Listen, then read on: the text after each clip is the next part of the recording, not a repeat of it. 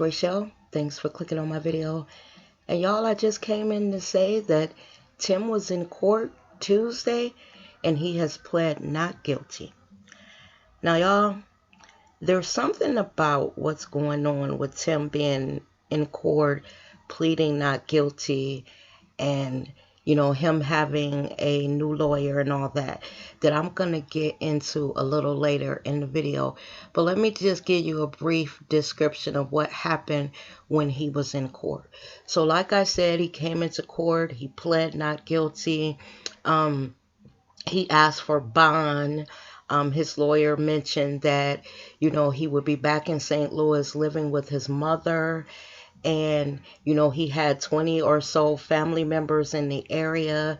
He would not be a flight risk. He has 2 children, and his children would be able to see him, and he would not run. Okay, so the judge, in response to that, had asked him, was he on any type of drugs? Is his mind jacked up? All those kind of questions to see if he was going to do like an insanity plea, I guess. She also asked him, she's aware that Terica had testified, gave her information to the courts. And she said that before she made a decision on whether she would grant him bond, she asked him, was it okay if she viewed Terica's testimony, because it would help her make a decision. Now, y'all know that for Terica, the death penalty is on the table. Now, I read that for Tim right now, it's life in prison without the possibility of parole. But there may be a recommendation for the death penalty to be, added. But from what I'm reading, they have to send to Washington, I guess, to get, permission, because this is a federal offense, for them to put that on the table when it comes to Tim. Now, those are the facts pretty much of what happened when he was in court. But the part that intrigued me a little bit is a few things, okay? One being that Tim no longer has a public defender. He has hired his own attorney. Now, as soon as I heard that, I got to thinking, where did he get the money from? Okay? Because remember, he was broke, restaurants weren't doing well. He was taking money from Miss Robbie, all those things. Then I was thinking to myself when I heard that, when he asked for bail, that the place that he said that he was going to be living was with Miss Robbie. So with that information, what I've come up with is that Miss Robbie is supporting him. What I've come up with is maybe she paid for that attorney. What I've come up with is when it comes to Andre and her son, she chose her son. And let's start there, y'all. The other day, I was talking to my mother about this. And me and my mother, we were talking about how we watched the show. And even my mother, I didn't even know my mother watched the show. She brought it up to me. I had no idea that my mother had watched that show all those years. And one thing that my mother said, my mother is one of those type of people that it's hard. Like, she doesn't like you right off. You have to earn her like. She has to get to know you and then say, oh, she's a nice person. I'm the type of person, I like people right off until they do something to me. So what my mother said is that the moment that Andre came onto the show, she liked him. She was like, he was funny, all the things that we say about him.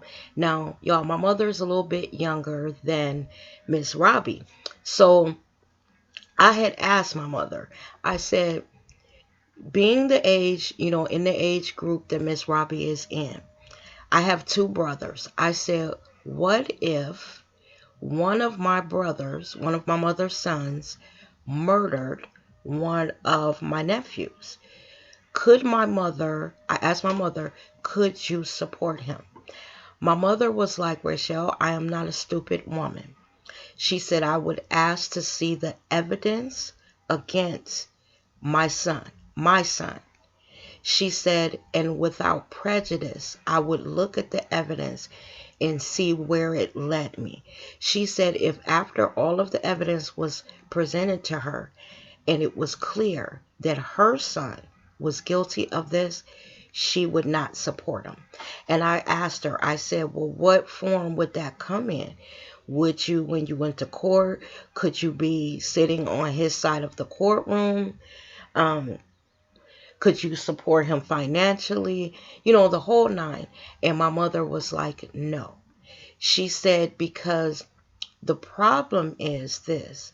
She said, Rachel, you know how when you're raising kids and when they get in trouble, say in school, she said, are you one of those parents that go to school and when the teacher tells you what your child did, you're arguing with the teacher?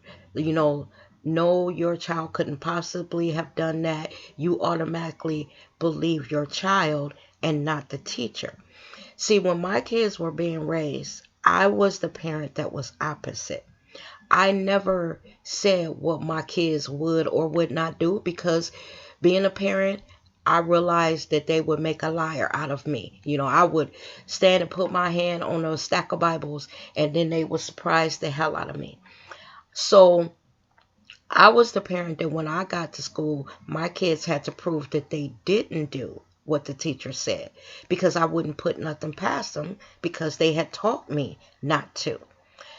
So all while they were growing up, I realized that that builds character when you don't support them, when you know that they're wrong. You hold them accountable, make them pay for being wrong. Let me give you a good example of me not supporting my son. I was at work one time and my son was about 17 or 18. And I got a call from the school and they told me get up to the school because my son was being expelled, not suspended, expelled. And once I heard that, I almost didn't hear the rest. So this is what I thought I heard. They said, so when I asked why, they were like, because he had a bong at school and blah, blah, blah, blah, blah. So y'all, as I was driving there, I actually thought they said he had a bomb. But what they were saying was a bong, B-O-N-G. So when I get up to the school and go into the office, I see my son and another boy sitting outside. So the assistant principal takes me into the office and what she explains to me is this. She said that I guess they had like where the kids could go outside, even though they were teenagers. I guess it was like a recess and the kids were out on the yard of the school, on the grounds. And I guess my son and this boy went to the other side of the building and was smoking reefer. They took a bottle of pop, like a plastic bottle, and they made a bong out of it, okay? And they got caught smoking weed on school. So because they got caught in the act, like this is not where they, you know, they smelled it on them. The security at the school actually walked up on them smoking it. The cameras around the school caught them on camera. So they were like, because of that, they were expelling them. And because I had never had a child expelled, I just thought it was over. He wasn't going to go to school. What was I going to do with him while I had to go to work?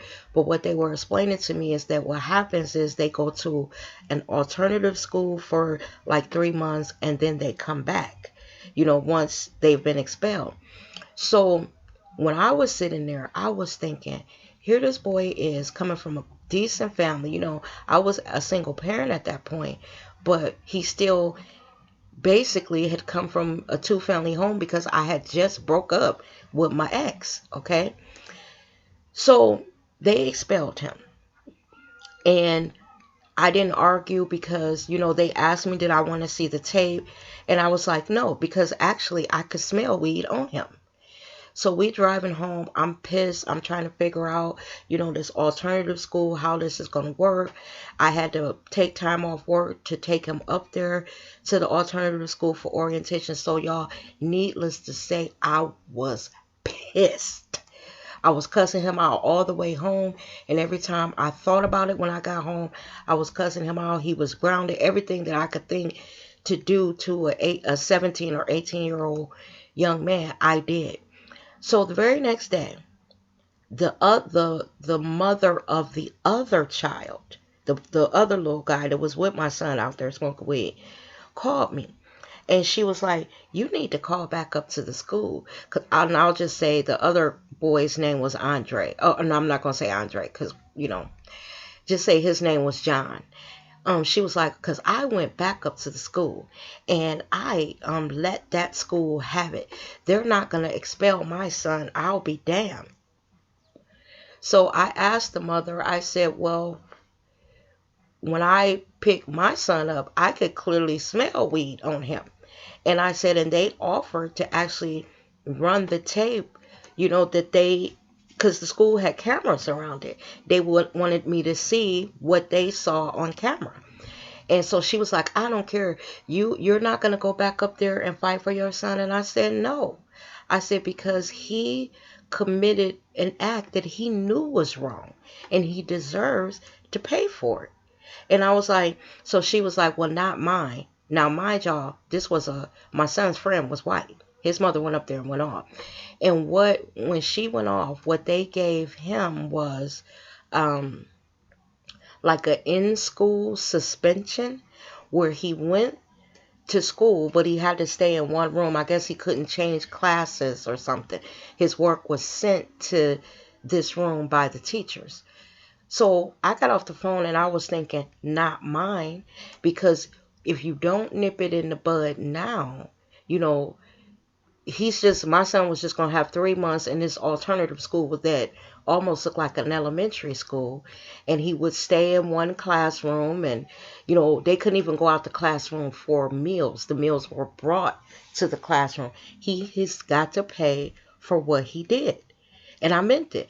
And even when I went to the alternative school and we were going over everything and all the rules and how this was supposed to go, I was sitting there, y'all. I was so mad at him that I had jumped up. And I said, you know what? I'm doing the best I can. I said, I just became a single parent. This boy knows what, I've gone through, or us as a family, we as a family have gone through in the last year. I said, I wash my hands of him, do whatever we all want to do with him. And what I meant by that is I was so disappointed in him because the amount of work, he didn't come from a home where it was poor parents or we were struggling. He came from a 2-family home.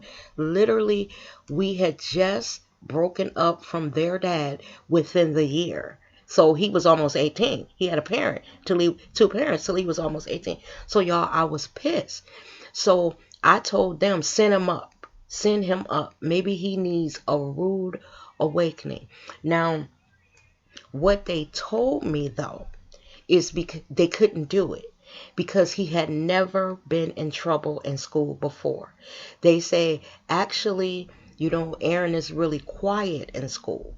But because of what he did, we have to expel him because it was an illegal drug. Even though it was just weed, it was illegal back then.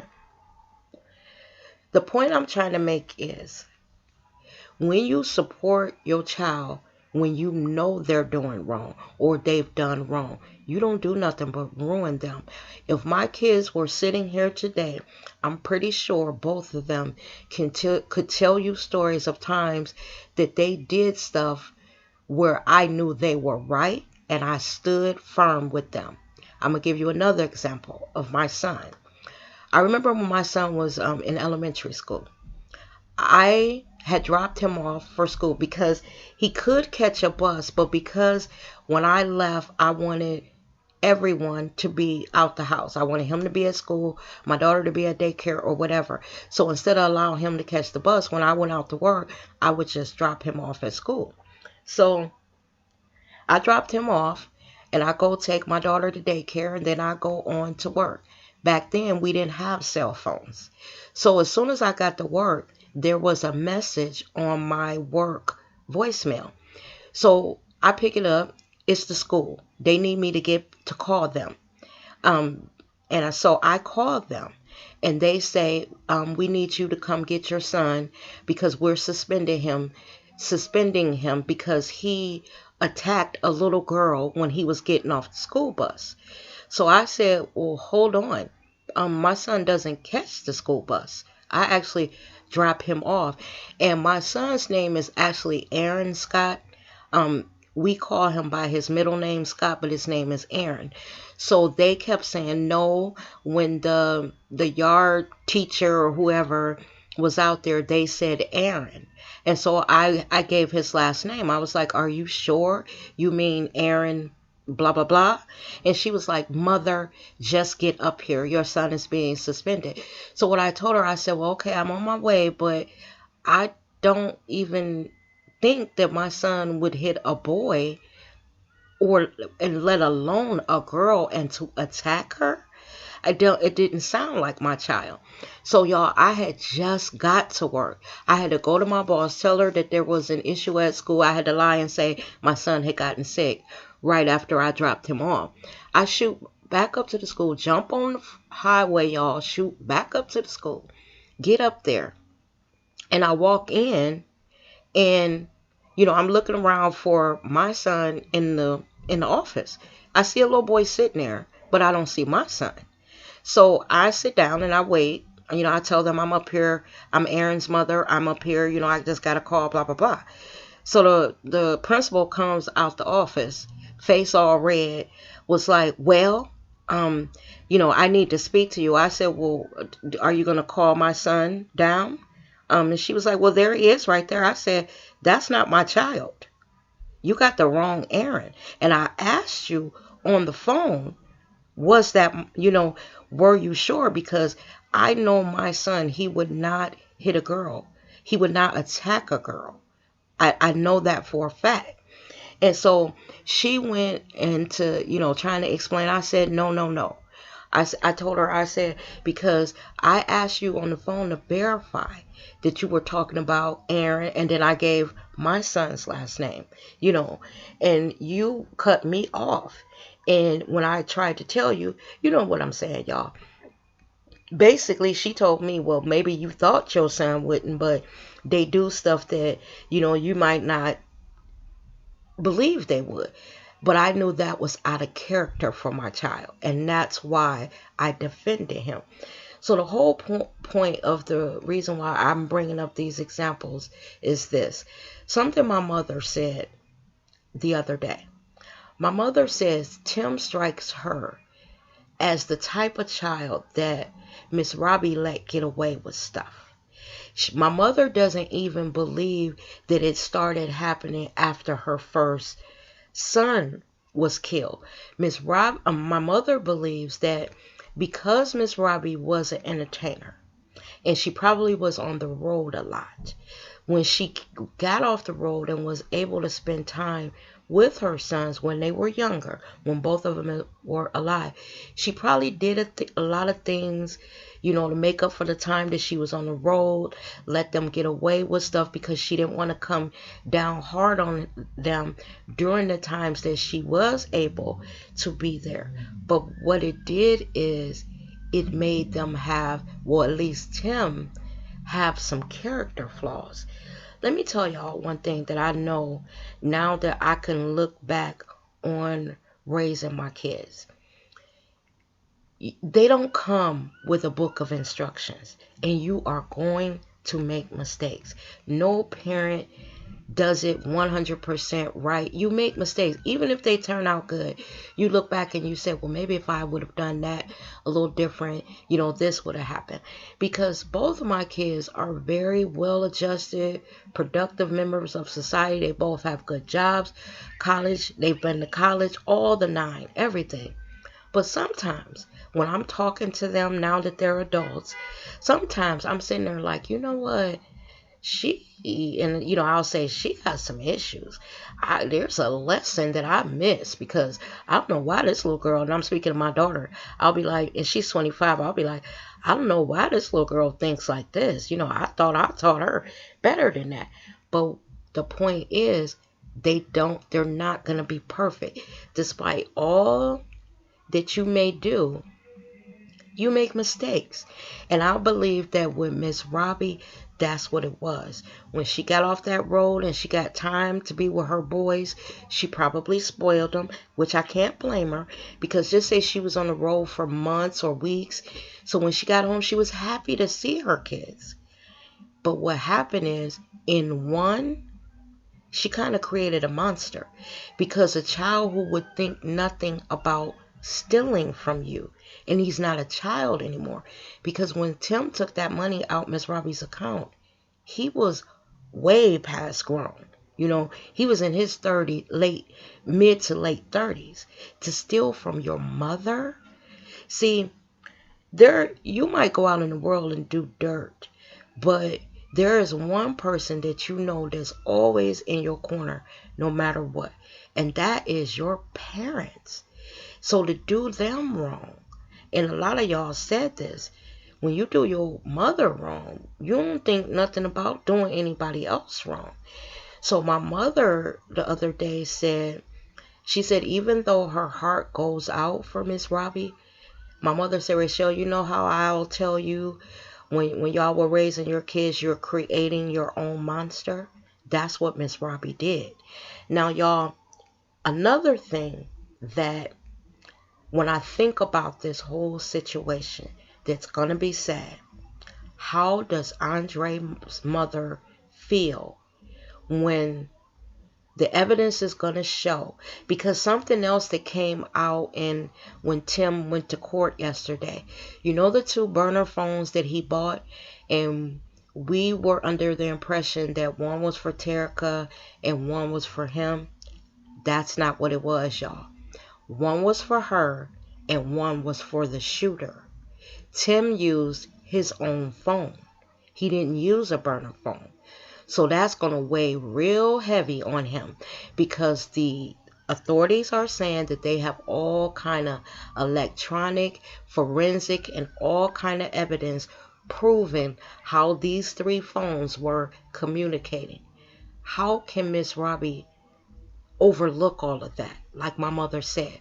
So getting back to Andre's mother, how does Andre's mother feel knowing that possibly Miss Robbie is paying for the defense attorney that's going to defend Tim in court for the death of Andre, her grandson? When I tell y'all that this is going to tear this family apart, because there are going to be family members who are going to be like, nope, nope, nope, nope, nope. That son of a bitch had that boy murdered. I'm done. I don't ever want to speak his name. I don't want to see his face. I don't want to hear nothing about him. And I believe that when they sit in that courtroom and all the evidence is laid out meticulously, and they have the timeline and they show you the evidence, that those family members who already feel that Tim did it, that's going to be the proof that he did, they're done. Miss Robbie is going to be sitting there too. And how does she make this right in her head? How does she say to herself, well, I know Andre's dead, but this is my son now, And then look over at Andre's mother. Andre's been gone for years. And even if Tim gets the death penalty, those people can sit on death row for years, y'all. Years. 10, 12 years. Filing appeals and all of that stuff. So Miss Robbie will be able to go somewhere and visit her child, be able to put some money on his books and all of that, because it appears to me that she's supporting him. Unless Tim had some money stashed somewhere and he's paying for his own legal defense, but that still doesn't, explain why, if he gets bond, he's going to be staying with Miss Robbie. Because look here, after I found out that he also had $1 million policy on me, he wouldn't be staying with me. Who? And then who else does he have? Okay? Janae ain't letting him stay with her. Janae's married again. What other family member? Because you know those other family members in St. Louis, just say that they're trying to hold out an ounce of belief in Tim. You know, believing that, oh, maybe he didn't do it. You know, maybe once the evidence is laid out, maybe he really didn't do it. Maybe the evidence is going to lead us someplace else. But they still are going to be a little leery of him. Just the fact that he was accused, and the authorities have the evidence that they do have. How could you let him stay with you? I couldn't. This, y'all, when I heard this, I was like, so Miss Robbie is supporting him? You know, has she talked to Andre's mother? Or has she, now that she's decided to support her son, stop communicating with Andre's mother? Because think about it. If Miss Robbie picked the phone and called Andre's mother and told her what her intentions were, that's not going to be a good conversation. So the only way that Miss Robbie is able to do that is to have cut off communication with Andre's mother. That's like, y'all, the ultimate slap in the face for Andre's mother. Because she sent her child up there because she was seeking a better life for him, not for him to be killed. And then the very person that she sent him to stay with, her son is accused of killing him. And now Andre's grandmother, from, you know, what I'm thinking, y'all, there's nothing that been printed that said that Miss Robbie paid and all that. But the fact that he's staying in her house, you know, if he gets bond, says something, y'all. She had to have agreed to that. How could you look him in the face every morning? And they not only said that he would have bond, but he would also be working in the Sweetie Pie's restaurants while he was waiting to go to trial. So his life would just pick back up where it left off until he's waiting for his trial date. Y'all, that ain't right. That is not right. And honestly, y'all, just hearing this and speculating on everything, I'm going to say this. It kind of makes me side-eye Miss Robbie. I mean, I know there's a such thing as love, but the reason why I gave y'all all those examples of stuff that my son did when he was growing up, and where I didn't stand with him, and he knows to this day, even to when my son started dating seriously once he became a man, I'd always told him when he was younger that, you know, if you ever lay your fingers on a girl or even a woman, or even speak to her in a disrespectful manner where it makes her afraid of you, and she comes to me and tells me that, I'm going to be on her side. I'm a woman. I'm going to be on her side. I'm not going to automatically believe that you didn't do it, because once you go out in the world, I know who I raised, but I can't say what you would and would not do, because the man, Scott, I don't know once he's behind closed doors with his woman. So I had always told him that you would have to prove to me that you didn't do it. You know, that you didn't do what she's accusing you of. And I do that because I want him to be a stand-up man.